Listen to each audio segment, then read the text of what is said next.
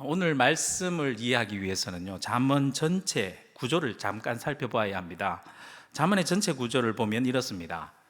표를 보시면 나오는데요, 1장에서 9장까지 말씀이 젊은이를 위한 지혜의 말씀에 대해서 나옵니다.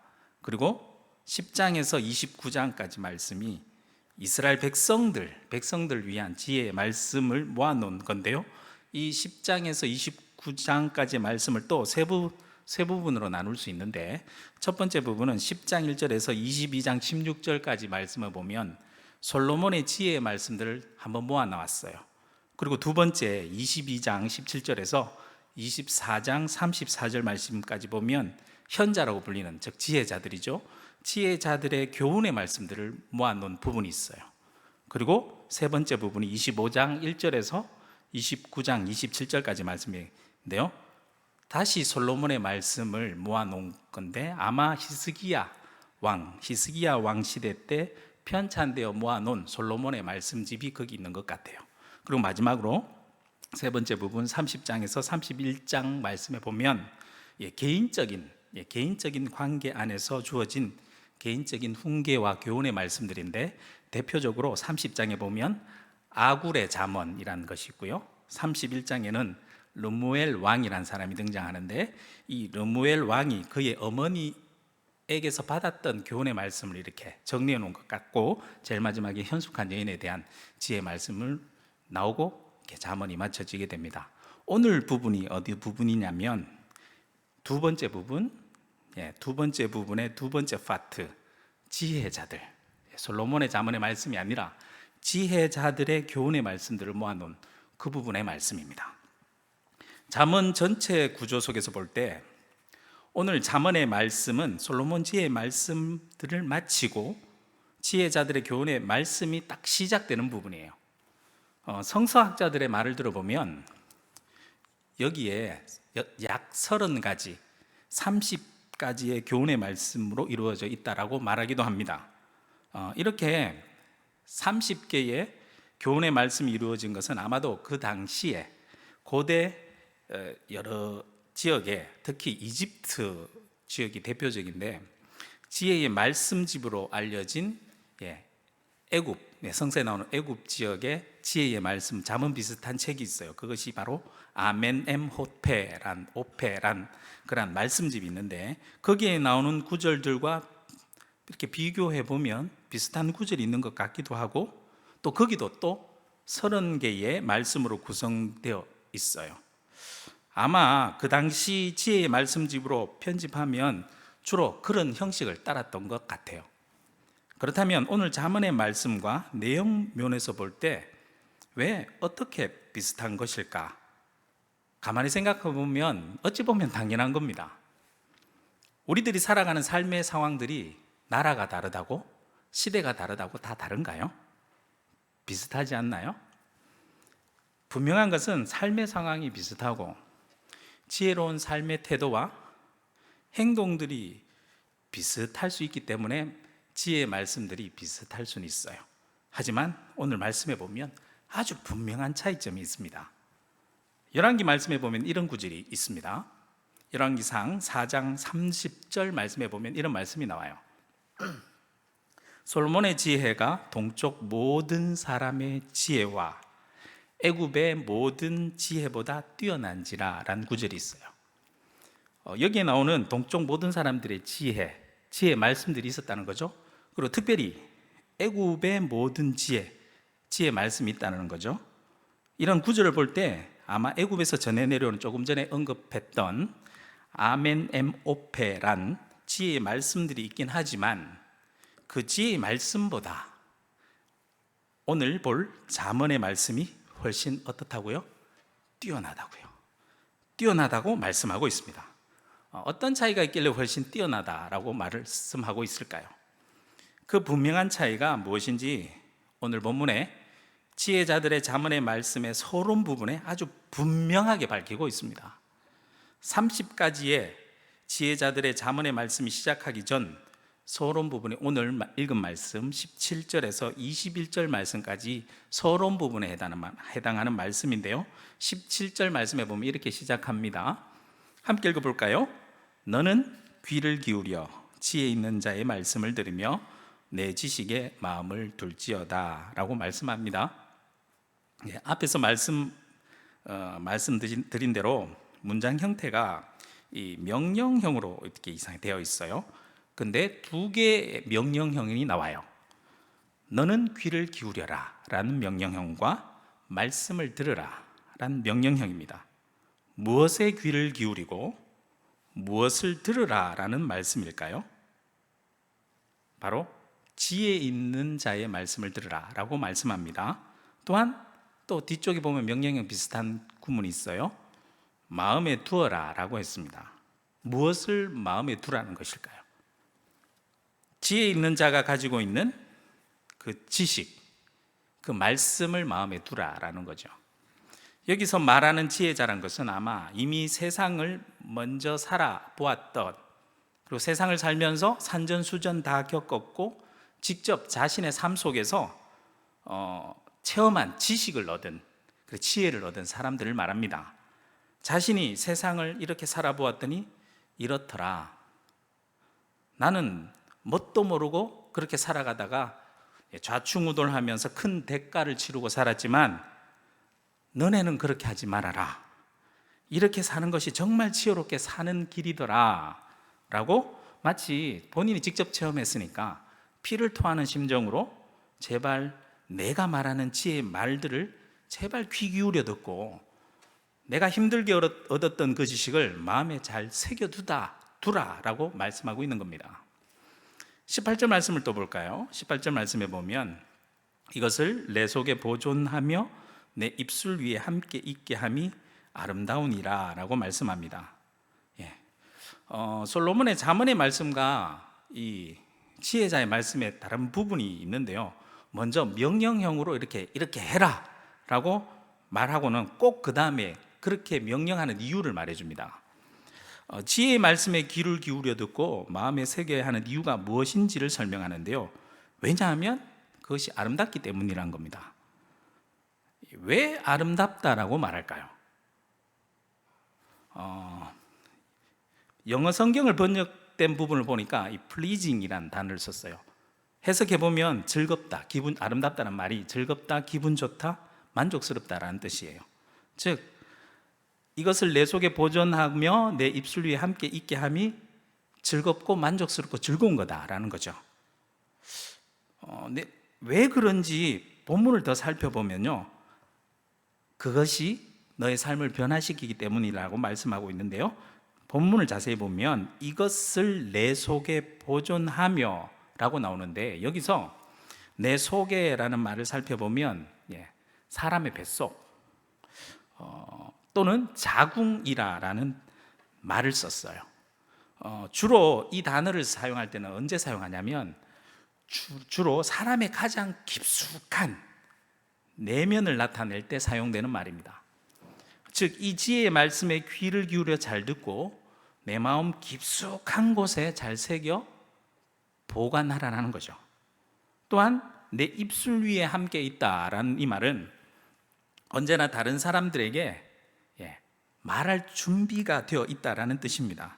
내 마음속 깊이 깨달은 것은 나의 입술을 통해서 나오게 되는데, 이것은 본인이 직접 체험해 보았기 때문에 아주 자신 있게 말을 할 수 있는 거죠. 여기서 한 가지 더 살펴볼 것은 이 지혜의 말씀이 전해지는 과정을 한번 잘 살펴보십시오. 먼저 지혜의 말씀이 귀에 들려집니다. 그 귀에 들리진 말씀이 어디로 가나요? 마음으로 가요.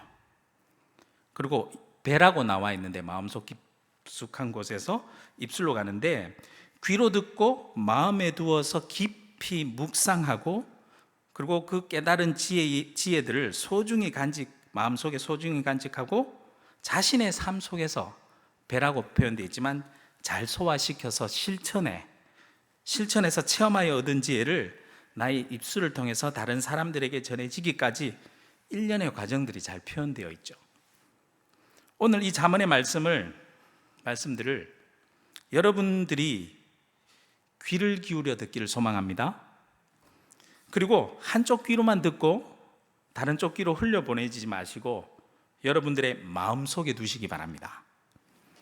여러분들의 마음속에 둔 말씀이 살아서 여러분들의 삶 속에서 역사하여 하나님의 지혜의 말씀이 여러분들의 삶 속에서 직접 살아서 역사함을 체험하게 되고, 그렇게 직접 체험한 일들이 여러분들의 입술을 통해서 여러분 주위에 그 지혜의 말씀들이 전해지는 하나님의 놀라운 일들이 일어나길 소망합니다.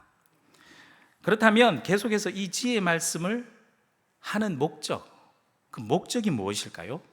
19절 말씀에 보면 이렇게 기록하고 있습니다. 내가 내게 여호와를 의뢰하게 하려 하여 이것을 오늘 특별히 내게 알게 하였노니 라고 말씀합니다. 목적이 무엇입니까? 여호와를 의뢰하게 하기 위함입니다. NIV 영어 성경에 보면 이렇게 번역하고 있어요. Your trust may be in the Lord. 네. 이 지혜의 말씀을 하는 그 목적, 이유가 내가 의뢰하는 것, 다른 세상적인 지혜나 다른 어떤 것도 아닌 오직 in the Lord, 오직 여호와 안에 있도록 하기 위해서라는 말씀입니다.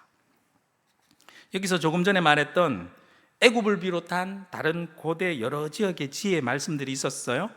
하지만 그런 다른 여러 지역의 지혜의 말씀들과 결정적인 차이가 바로 드러납니다. 다른 지혜의 말씀보다 훨씬 뛰어난 결정적인 차이가 무엇입니까? 목적에서 드러나죠.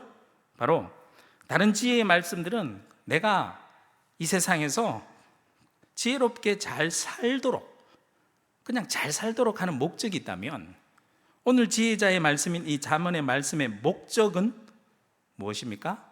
다른 어떤 것들보다 여호와를 의뢰하도록 한다라는 목적이 있는 겁니다. 단순히 이 세상을 지혜롭게 잘 사는 그것만으로는 한계가 있습니다. 결정적인 지혜가 빠졌습니다. 잠언 곳곳에서 반복해서 계속 나오는 말씀이 뭐예요? 지혜의 근본은 뭐라고요? 여호와를 경외하는 거라고요. 여호와를 경외하는 것이 지혜의 근본이다라는 말씀이 곳곳에 나와요. 그러니 지혜의 근본이신 여호와를 믿고 의뢰하는 것, 그것이 지혜의 핵심이고 지혜의 출발이며 지혜의 끝이고 완성입니다. 그래서 19절 말씀 끝에 보면 이렇게 말씀하고 있죠. 그러니 이것을 오늘 특별히 내게 알게 하기 위해서 지혜의 말씀을 전해주는데, 어떤 방법으로 전해준다고 말하냐면 20절 말씀에 보면 나옵니다. 20절 말씀에 보시면 내가 모략과 지식의 아름다운 것을 너를 위해 기록하여 라고 나오죠. 히브리어 구약 성경 마소라라는 본문에 보면 기록된 본문 중에 보면 사실과 다르게 이렇게 와전된 낱말들, 의심되거나 해석하기 어려운 난해한 낱말들이 있어요. 읽다 보면 그러한 것이 있을 때, 이 옛날 성경은 인쇄한 것이 아니라 사람들이 일일이 필사해서 적었잖아요. 사본을 이렇게 필사한 사람들이 그 낱말들을 기록하다가 이렇게 뜻이 조금 앞뒤가 안 맞거나 와전된 것 같다거나 아니면 해석하기 어려운 난해한 구문이 나오면 필사자들이 그 여백에, 기록된 여백에 특별한 표시를 해놓는 부분이 있는데요, 난해 여백에 혹시 달리 읽을 수 있는 단어나 본문을 제시해 놓는 경우가 있습니다.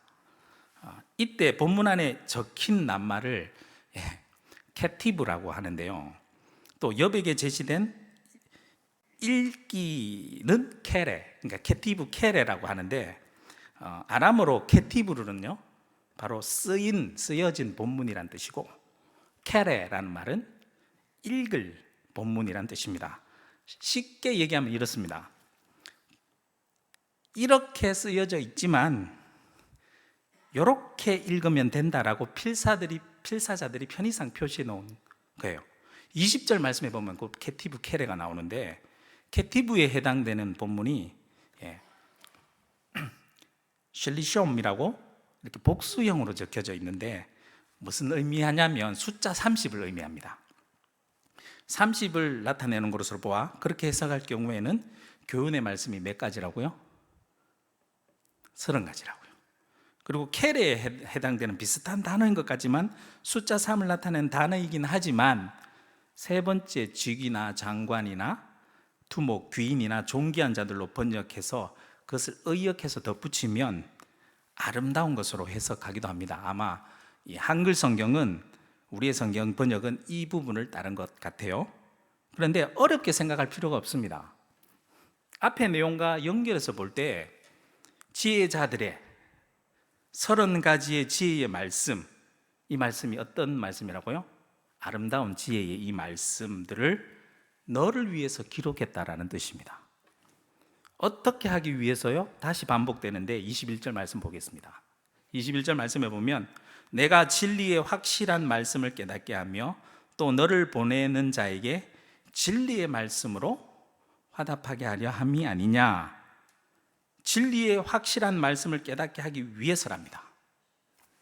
그 말씀의 내용의 핵심이 무엇이었죠? 조금 전에 말씀드렸잖아요. 여호와를 의뢰하는 겁니다. 뒷부분에 너를 보낸 자에게 란 말이 나오는데 이 진리의 말씀을 화답하게 하려 함이라고 하는데요, 여기서 너를 보냈던 자들은 아마 진리를 깨우치도록 그 지혜자들에게, 현자들에게 자신의 자녀들이나 젊은 사람들을 보낸 부모님들 같은 사람들을 가리키겠죠. 그들에게 그 지혜자들에게서 잘 배운 것을 그들의 눈에 보기에도 확실히 이 지혜의 말씀을 들은 젊은 사람들이나 이스라엘 사람들이 변화된, 성숙된 모습을 보여주기 위해라는 것입니다. 오늘 이 시간 잠언의 말씀을 듣는 여러분들 가운데 진리의 확실한 깨달음이 있기를 소망합니다. 그리고 그 진리의 말씀으로 여러분들의 삶이 변화되고 하나님의 놀라운 지혜로 여러분들의 삶이 더욱 성숙해지는 귀한 시간이 되기를 소망합니다. 이제 22절부터 본격적으로 30가지의 지혜의 말씀들이 나오기 시작하는데요, 오늘 본문에는 그 중에서 5가지 말씀이 나옵니다. 먼저 첫 번째 말씀은 약한 자를 무시하지 마라 라는 말씀이 나옵니다. 22절 말씀 함께 읽어볼까요? 시작. 약한 자를 그가 약하다고 탈취하지 말며 공고한 자를 성문에서 압제하지 말라라고 말합니다. 30가지 말씀 중에 제일 첫 번째로 나오는 말씀이 어떤 말씀이에요? 약자들에 대한 말씀입니다. 이 세상의 모든 사람들은 거의 대부분 강하고 힘있고 부한 자들이 되길 원하죠. 또 그 사람들 중심으로 이 세상이 돌아가는 것 같아 보이죠.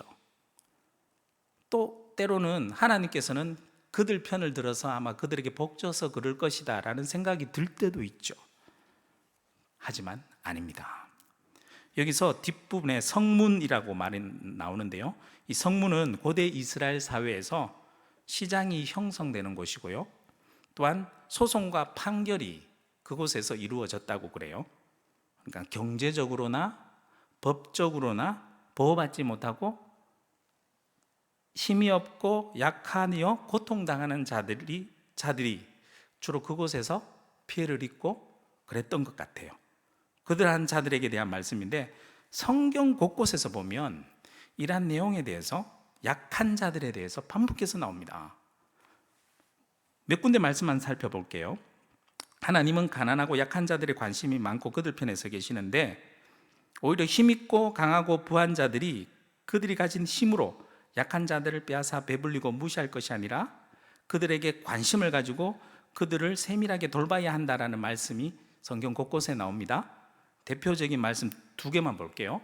첫 번째 말씀은 출애굽기 22장 21절에서 23절 말씀입니다. 그 말씀에 보면 이렇게 나옵니다. 너는 이방 나그네를 압제하지 말며 그들을 학대하지 말라. 너희도 애굽 땅에서 나그네였음이라. 너는 과부나 고아를 해롭게 하지 말라. 내가 만일 그들을 해롭게 함으로 그들이 내게 부르짖으면 내가 반드시 그 부르짖음을 들으리라. 하나님은 약한 자들의 부르짖음을 꼭 들어주십니다. 두 번째, 신명기 24장 14절에서 15절 말씀을 보겠습니다. 공궁하고 비난한 품꾼은 너희 형제든지 내 땅 성문 안에 우가는 객이든지 그를 학대하지 말며 그 품삯을 당일에 주고 해진 후까지 미루지 말라. 이는 그가 가난함으로 그 품삯을 간절히 바람이라. 그가 너를 여호와께 호소하지 않게 하라. 그렇지 않으면 그것이 내게 죄가 될 것임이라 라고 말씀합니다. 하나님은 약한 자들의 호소를 꼭 들으시는 것뿐만 아니라 약한 자들을 돌보지 않아 그들의 억울한 일로 말미암아 하나님께 부르짖게 만들면 그것이 죄가 될 거다라고 분명히 말씀하고 있습니다. 그러니 지혜자는 약한 자들을 탈취하지 말고 압제하지 말아라 명령형으로 말하고 있는 거예요. 그리고 이어서 그렇게 명령하는 이유에 대해서 23절에 이렇게 말하고 있습니다. 23절 말씀해 보시면 대저 여호와께서 신원하여 주시고 또 그를 노략하는 자의 생명을 빼앗으시리라 라고 말씀합니다. 여호와 하나님께서 약한 자들의 억울함을 신원해 주시기 때문이다라는 거죠. 만약 힘과 권력과 부를 가진 강한 자들이 약한 자들을 강탈해 가면 하나님께서 그 강탈해 가는 자 그의 생명을 빼앗아 갈 것이다 라고 경고의 말씀까지 줍니다. 생각해 보면 이렇습니다. 우리보다 약한 자, 연약한 자들에게 내 생명이 달렸어요.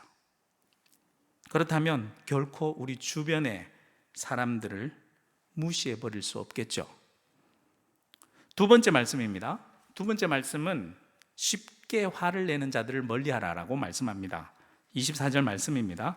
노를 품는 자와 사귀지 말며 울분한 자와 동행하지 말지니 라고 말합니다. 한마디로 얘기하면 이런 거죠. 쉽게 화를 내는 자를 가까이 하지 말고 멀리하라고 합니다. 왜요? 25절 말씀 그 이유에 대해서 나옵니다. 그의 행위를 본받아 내 영혼을 올무에 빠뜨릴까 두려움이니라 라고 말씀합니다. 왜냐하면 가까이 있으면 나도 그 행위를 본받고 나도 물들어서 내 영혼이 덫에 덜컥 걸려들까 두렵기 때문이랍니다. 쉽게 화를 내는 사람 곁에 있으면요 나도 괜히 화가 나죠. 주변 사람들에게 시를 쉽게 나도 같이 열받아서 화를 내게 됩니다. 그것이 우리 영혼의 덫이 됩니다. 여기저기 화를 내고 다니다 보면 어느 순간에 내가 화를 낸 그것 때문에 덜컥 덫에 걸려 그것이 큰 싸움으로까지 번져지게 되는 경우가 참 많죠. 그러니 어떻게 해야 돼요? 아예 가까이 하지 말고 피해 다녀야 돼요. 그러니 쉽게 노를 품는 사람과는 멀리하다라고 말씀하고 있는 겁니다. 세 번째 말씀은 보증 서지 말래요. 26절 말씀 보겠습니다. 너는 사람과 더불어 손을 잡지 말며 남의 빚에 보증을 서지 말라라고 얘기합니다. 여기서 손을 잡다라는 이 말이 나오는데요. 원어적 표현을 보면 이렇습니다. 다른 사람과 손바닥을 이렇게 찰싹 치다라는 뜻이 있는데요. 고대 사회에서 다른 사람과 이렇게 계약을 하면서 그래 내가 네 대신 보증 서겠다 이런 뜻이 있대요. 지혜자는 분명하게 너는 사람과 더불어 손뼉 보증 서지 마라 라고 분명하게 명령하고 있는 겁니다. 왜 그렇게 명령하느냐? 27절 말씀에 보면 만일 갚을 것이 내게 없으면 내 눈 침상도 빼앗길 것이라 내가 어찌 그리 하겠느냐 라고 말씀합니다. 이런 거죠. 그렇게 보증 섰다가 내가 만약에 갚을 것이 없으면 어떡할래? 너희 집에 있는 침상까지 싹 다 빼앗기고 말걸 이라는 겁니다. 팔레스타인 그 지방에 주로 자는 문화가요 침상이 없어요. 자기가 입고 있던 겉옷을 보통 평민 같은 경우는 겉옷을 이렇게 바닥에 깔고 자는 것이 일반적이었기 때문에 그런데요. 침상이라는 단어가 나오는 거 보면 일부 사람들이 누릴 수 있는 아주 귀한 소유물이었어요. 즉 자신이 가지고 있는 소중한 것, 그 소중한 것까지 다 빼앗기고 결국 자신이 가지고 있는 모든 것까지 싹 다 빼앗겨버리면 어떡할 거냐라는 거죠. 네 번째 말씀에 보면 남의 것을 소중하게 존중하게 여겨라 라는 말씀이 나옵니다. 28절 말씀에 보면 내 선조가 세운 옛 지계석을 옮기지 말지니라 라고 말씀합니다. 지계석이란 말은 땅의 경계선을 말하는 건데요, 여호수아서에 보면 이스라엘 백성들이 하나님의 그 가나안 땅을 정복하고 난 다음에 하나님의 뜻대로 지파별로 땅을 분배받게 되죠. 그리고 그 분배받은 땅의 경계선을 아주 자세하게 알려주었습니다. 즉 지파별로, 가족별로 내 것인 경계선, 이 지계석, 즉 이 말은 무슨 말이냐면 내 것으로 만족하고 남의 것을 속여서 빼앗지 말라라는 거죠. 지계석을 옮긴다는 말은. 그런데 특이한 것은요, 이 구절은 명령형으로 쓰여졌는데 앞의 구절들과 비교해 볼 때 이유가 없습니다. 이유가 안 달렸습니다. 왜 그렇게 명령하는지 이유가 안 달렸어요. 왜 그랬을까요? 왜 그랬을까요? 이유가 없다는 것은, 이것은 이유를 달 필요조차 없을 정도로 아주 당연한 거다라는 겁니다. 남의 것은 당연히 남의 것입니다. 당연하면, 당연한 것이라고 여기면 마음이 안 가죠. 당연하면 마음을 두고 욕심을 부리지 않잖아요. 그런데 남의 떡이 커 보인다고 당연한 것에 자꾸 눈길을 주다 보면 마음이 가게 되고, 마음이 가게 되다 보면 욕심이 생겨나게 되고 결국 속여서라도 빼앗고 싶은 마음이 생기는 겁니다. 이러한 마음은 당연한 것이 아니라 이상한 거죠. 이상한 것이 하나 둘 많이 생기다 보면요, 사회가 이상해지고 우리 마음이 이상해지는 것뿐만 아니라 그런 사람들이 모이면 사회가 이상해지고 이상한 세상이 되어버리고 맙니다. 하나님의 말씀 앞에서 우리가 당연한 것은 당연한 것으로 인정하는 것이 필요합니다. 당연한 것을 당연한 것으로 인정하는 것이 믿음입니다. 마지막으로 다섯 번째, 실력을 키워라 라는 말씀이 나오는데요, 29절 말씀에 함께 읽어볼까요? 시작. 내가 자기 일에 능숙한 사람을 보았느냐? 이러한 사람은 왕 앞에 설 것이요 천한 자 앞에 서지 아니하리라. 자기 일에 능숙한 자가 되라 라는 얘기입니다. 쉽게 이야기하면 실력을 가지라 라는 말씀이죠. 그래서 그런지 유대인들은 반드시 전문적인 기술 하나는 꼭 가지고 있다라고 얘기하는 것을 많이 들었어요. 다른 사람의 일에 능숙하라고 한 것이 아니죠. 자기의 일이라고 분명하게 말씀하고 있습니다. 각자에게는 하나님께서 주신 자리가 있고 재능이 분명히 있습니다. 앞의 말씀과 연결해서 생각해 볼 때도 하나님께서 내게 주신 것, 재능들, 은사들, 실력, 환경, 모든 것들에 능숙한 사람이 되다라는 거죠. 모든 것들에 하나님께서 여러분들에게 주신 것에 능숙한 사람들이 되길 소망합니다. 단지 자기 일에 충실하게 실력을 키워 능숙한 사람이 되면 그는 누구 앞에 선다고요? 왕 앞에 서게 됩니다. 누가 나를 알아주기를 바라고 실력을 키우다, 왕 앞에 서기 위해서 내 실력을 키우라라고 말씀하지 않습니다. 하나님께서 내게 주신 것에 내가 오늘 하루를 충실히 열심히 살았더니 남이 알아주게 되고 결국에는 왕 앞에 인정받게 되고 왕 앞에 서게 돼서 크게 쓰임받는다라는 말씀이죠. 이 말씀을 보면서 저는 요즘 젊은 청년들이 많이 생각났어요. 오늘날 세상을 보면요, 청년들이 참 살기 힘든 세상입니다. 아무리 노력하고 평생토록 일하고 열심히 벌고 저축해도 서울에 집 한 채 마련할 수 있나요? 꿈도 꿀 수 없는 세상이고, 게다가 돈을 벌고 싶어도 안정적인 직장을 구하고 싶어도 그건 정말 하늘의 별 따기입니다. 세상 바라보면 젊은 사람들이 그렇죠. 이번 세상은 폭망했다고. 그렇게 점점 젊은 사람들이 아무리 열심히 노력해도 자신의 환경에서 벗어날 수 없을 것 같으니까 희망이 없고 소망이 없어서 그냥 포기해버리는 거예요. 그래서인지 우리들뿐만 아니라 오늘 하루를 힘들게 살아가는 믿음의 청년들에게 오늘의 이 잠언의 말씀은 지혜자의 그 말씀, 지혜자들의 외침, 그 외침에 우리는 귀를 기울일 수밖에 없는 것 같습니다. 왜냐하면 거기에 마음을 둘 수밖에 없거든요. 그 지혜자의 30가지나 되는 지혜의 말씀의 외침, 가장 핵심과 목적이 무엇이라고요? 여호와를 의뢰해라.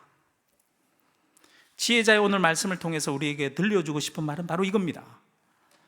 너희 믿음의 청년들아, 믿는 자들아, 세상 바라보면서 아무것도 가진 것 없어 희망이 보이지 않는다고 너의 현재 모습에, 너의 현재 상황에 주눅들어 포기하지 말아라.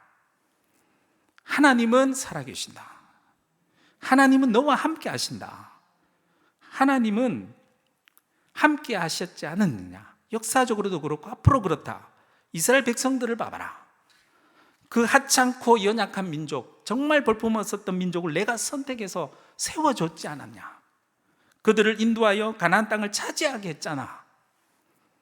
그들이 힘이 있었니? 가진 것 있었니? 아무것도 없었지 않았니? 여호와 하나님만 믿고 여호와 하나님만 의지하고 의뢰해봐라. 하나님은 연약한 우리와 함께 하셨듯이 분명히 너희들과 함께 하실 거야. 하나님께서 연약했던 우리들의 부르짖음, 그 부르짖음에 들어 응답하실 거야. 분명히 너의 부르짖음에 하나님께서 역사하실 거야. 그러니 너희들은 오직 여호와 하나님만 바라보고 여호와 하나님만 믿고 의뢰라. 이건 지혜자들, 여러 지혜자들이 몸소 체험한 지혜의 말씀이다. 그러면서 오늘 지혜자의 말씀의 서론 부분의 핵심, 바로 여호와를 의뢰해라 라고 말씀하는 겁니다. 이 지혜의 말씀을 체험한 사람들이 여호와 하나님을 의뢰하며 지혜의 말씀대로 하루하루 살아가다 보니까 결국에는 왕 앞에 세워지게 되었고, 그들의 말이 모여서 지혜의 잠언의 말씀 30가지로 오늘 성경 말씀에 기록되어 있는 겁니다. 잠언의 말씀을 기록하면서 지혜의 말씀의 핵심과 목적에 대해서 서론 부분에 분명하게 얘기하고 있죠. 가장 핵심은 뭐라고요? 여호와를 의뢰해라. 이 시간 여호와를 의뢰하는 마음으로 함께 기도하며 나아가길 소망합니다. 이 말씀을 보면서 시편 말씀이 떠올랐어요.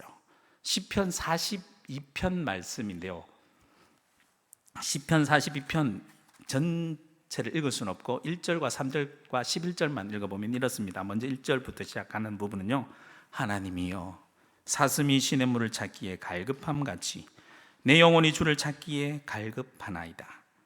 내 영혼이 하나님 곧 살아계시는 하나님을 갈망하나니 내가 어느 때에 나아가서 하나님의 얼굴을 배울까? 사람들이 종일 내게 하는 말이 내 하나님이 어디 있느뇨 하오니 내 눈물이 주야로 내 음식이 되었도다. 이렇게 42편이 시작합니다. 여러 내용이 있지만 하지만 이 시편이 마쳐질 때 시편 저자는 이렇게 고백합니다. 내 영혼아 내가 어찌하여 낙심하며 어찌하여 내 속에 불안해하는가? 너는 하나님께 소망을 두라. 나는 그가 나타나 도우심으로 말미암아 내 하나님을 여전히 찬송하리로다. 우리 믿음의 청년들과 지금도 힘든 상황 속에서, 코로나로 힘든 상황 속에서 모든 소망이 끊어진 것 같고 희망을 잃어버린 것 같은 상황 속에서도 나의 도움이 되시는, 나의 소망이 되시는 여호와 하나님만 바라보며 여호와 하나님을 의뢰하는, 나의 부르짐을 들으시는 그 하나님께 기도하면서 나아가는 믿음의 청년들과 저와 여러분들이 되시길 소망합니다. 이 42편의 말씀에 나온 찬양이 있어요. 이 찬양 부르고 함께 기도하겠습니다. 너는 너의 하나님을 바라라 라는 찬양입니다.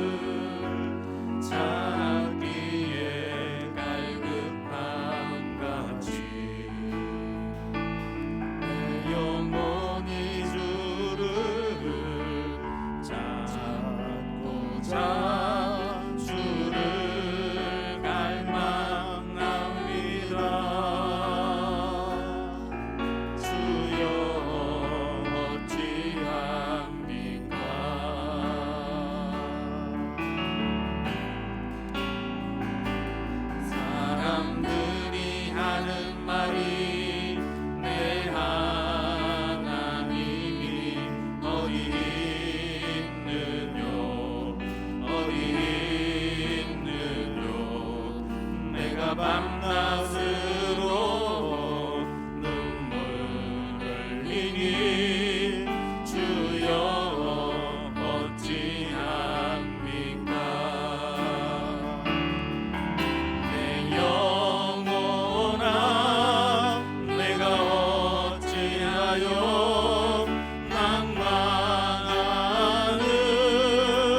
낭만하느냐. 내가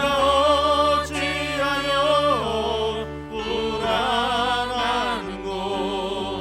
너는 너의 하나님을 바라라. 내 얼굴을 도우시는 내 하나님을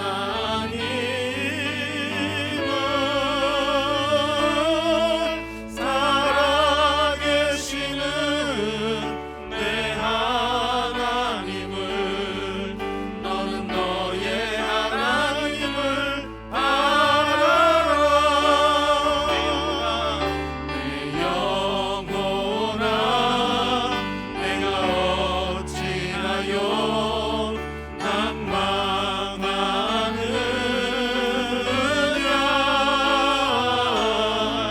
내가 어찌하여 불안하는고.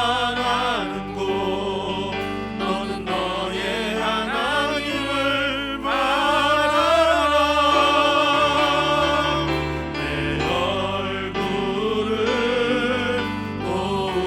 도우시는 내 하나님을